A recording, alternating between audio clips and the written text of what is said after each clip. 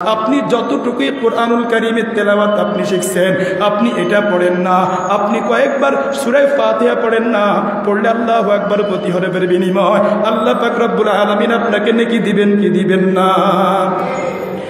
আল্লাহ বিশ্বনবী জনাবে রাসূলুল্লাহ সাল্লাল্লাহু আলাইহি ওয়াসাল্লাম বলছেন, যদি কোনো ব্যক্তি সূরা ইখলাস 3 বার পড়ে আল্লাহ পাক রব্বুল আলামিন তার আমলনামার মধ্যে এক খতম কুরআন কারীমের তেলাওয়াতের সওয়াব দিয়ে দেয়। সুবহানাল্লাহ কোন, সুবহানাল্লাহ কোন। তাহলে আপনি সূরা ইখলাস পড়েন, কুল হুয়াল্লাহু আহাদ আল্লাহুস সামাদ লাম ইয়ালিদ ওয়া লাম ইউলাদ ওয়া লাম ইয়াকুল লাহু কুফুয়ান আহাদ, কুল হুয়াল্লাহু আহাদ আল্লাহুস সামাদ লাম ইয়ালিদ ওয়া লাম ইউলাদ ওয়া লাম ইয়াকুল লাহু কুফুয়ান আহাদ। এই সূরা ইখলাসটা আপনি পড়লেন 3 বার, 1 মিনিটও সময় লাগে না, কিন্তু আপনার আমলনামার মধ্যে এক খতম কুরআনুল কারীমের তেলাওয়াতের সওয়াব লিখে দিবেন কে? কোরআন তেলাওয়াত করার জন্য রাজি আছেন তো ইনশাআল্লাহ?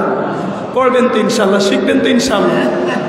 তো বলতেছিলাম মুহতারাম হাজিরিন, এই জামিয়াতুস সাহাবা হেফজখানার মধ্যে যারা পড়ে আল্লাহু আকবার, সারাটা দিন 24 ঘন্টা তারা পড়ে আল্লাহু আকবার কোরআন কারীমের তেলাওয়াত করে। হাফেজ কোরআন হওয়া কিন্তু এত সহজ না।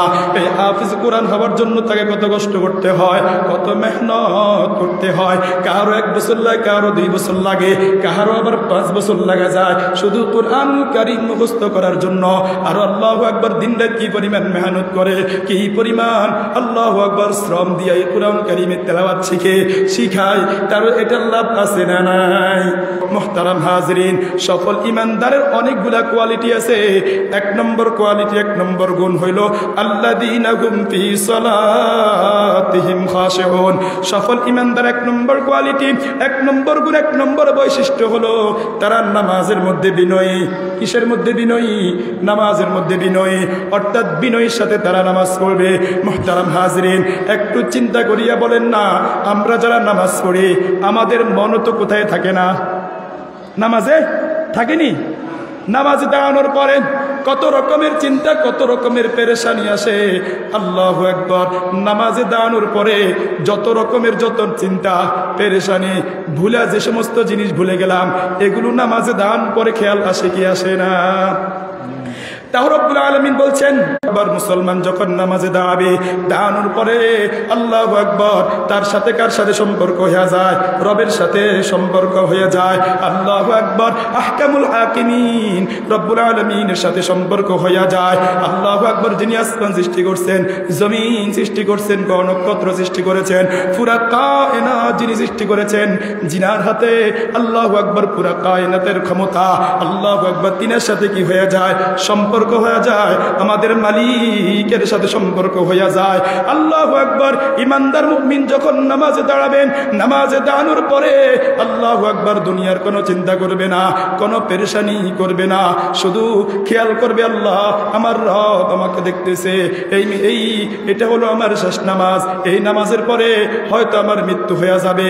আল্লাহু আকবার। বান্দা যখন এমন মনোযোগ দিয়ে নামাজ পড়তে থাকবে, আল্লাহু আকবার, বান্দা যত মনোযোগ সহকারে নামাজ পড়বে, বান্দার সাথে সিজদাতুন ওয়াহিদাতুন খায়রুম মিনাদ দুনিয়া ওয়া মা ফিহা।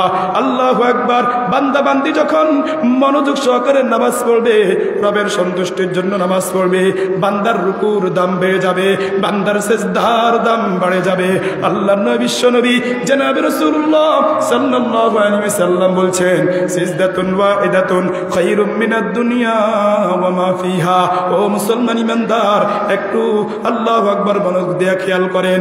যখন গভীর মনোযোগ দিয়ে আপনি রবের সাথে সম্পর্ক করবেন, নামাজ পড়বেন, সিজদাতুন ওয়াহিদাতুন খায়রুম মিনাদ দুনিয়া ওয়া মা ফিহা।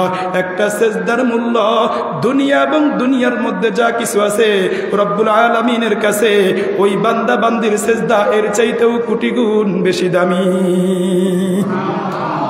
দুনিয়া এবং দুনিয়ার মধ্যে যা কিছু আছে এর চাইতে একটা সিজদার মূল্য রব্বুল আলামিনের কাছে বেশি। এজন্য আপনার রুকুটা কেমন হওয়া দরকার, আপনার সিজদাটা কেমন হওয়া দরকার, আপনার তিলাওয়াতটা কেমন হওয়া দরকার। কিন্তু বড় দুঃখ এবং পরিতাপের বিষয়, বিশুদ্ধ তেলাওয়াতের প্রয়োজন আছে না নাই? আরো জোরে কান। বিশুদ্ধ তেলাওয়াতের প্রয়োজন আছে না নাই? কিন্তু আমরা কয়জন আল্লাহু আকবার, মুসলমানের সন্তান। আল্লাহু আকবার, অনেক কেউ জানে মুসলমানের সন্তান। আল্লাহু আকবার, হিন্দি গান সম্পর্কে তার ধারণা আছে। আল্লাহু আকবার, ছায়াছবি সম্পর্কে তার ধারণা আছে। নাটক সিনেমা সম্পর্কে তার ধারণা আছে। আরে আল্লাহ, গাজা কি বানাইতে হয় আল্লাহু আকবার, এটা মুসলমানের সন্তানরা জানে, কিন্তু কোরআনুল কারীমের বিশুদ্ধ তেলাওয়াত মুসলমানের সন্তান জানে না।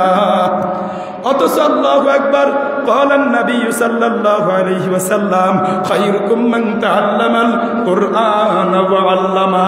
আল্লাহর নবী বিশ্বনবী জনাব রাসূলুল্লাহ সাল্লাল্লাহু আলাইহি ওয়াসাল্লাম বলছেন, তোমাদের মধ্যে সর্বোত্তম ব্যক্তি ওই ব্যক্তি যে ব্যক্তি নিজে কোরআন শিখে এবং অন্যকে কোরআন শিক্ষা দেয়। নাই আল্লাহু আকবার, এই কোরআনুল কারীমের বিশুদ্ধ তেলাওয়াত জামিয়াতুস সাহাবা মাদ্রাসার মধ্যে শিক্ষা দেওয়া হয়। আল্লাহু আকবার, মাদ্রাসার ছাত্ররা গভীর রজনীতে উঠে আল্লাহু আকবার, এই শীতকালীন সময় আল্লাহু আকবার ঠান্ডা পানি দিয়া ওযু করিয়া আল্লাহু আকবার, এই কচি কচি বাচ্চারা আল্লাহু আকবার হেফজখানায় তারা কোরআনুল কারীমের তিলাওয়াত করতে থাকে। এই কোরআনুল কারীমের তিলাওয়াতের বরকতে আল্লাহ পাক রব্বুল আলামিন রহমত নাজিল করেন কি করেন না? এই প্রতিষ্ঠান হলো আপনাদের জন্য রহমত। এখানে সবসময় কোরআনুল কারীমের তিলাওয়াত হয়। আল্লাহু আকবার, কোরআনুল কারীমের তিলাওয়াত করলে লাভ না ক্ষতি? আরো জোরে গান, আরো জোরে। কোরআনুল কারীমের তিলাওয়াত করলে কি লাভ? قال النبي صلى الله عليه وسلم من قرأ حرفا من كتاب الله فله به حسنة والحسنة بعشر أمثالها لا أقول ألف لام ميم حرف بل ألف حرف ولام حرف وميم حرف। আল্লাহর নবী বিশ্বনবী জনাব রাসূলুল্লাহ সাল্লাল্লাহু আলাইহি ওয়াসাল্লাম বলছেন, যে ব্যক্তি কোরআনুল কারীমের একটি হরফ পড়বে, কয়টি হরফ? আরো জোরে গান। একটি হরফ পড়বেন, আল্লাহ পাক রব্বুল আলামিন তার আমলনামার মধ্যে কমপক্ষে 10টা নেকি লিখে দিবেন। আরো জোরে বলেন সুবহানাল্লাহ। 10টা বরং আমি বলি আলিফুন হারফুন ওয়া লামুন হারফুন ওয়া মিমুন হারফুন। আল্লাহ নবী বলেন, আমার কোন বান্দা বান্দে যদি শুধু আলিফ লাম মিম এই শব্দটি পড়ে, আল্লাহ পাক রব্বুল আলামিন তার আমলনামার মধ্যে কমপক্ষে 30টা নেকি লিখে দিবেন।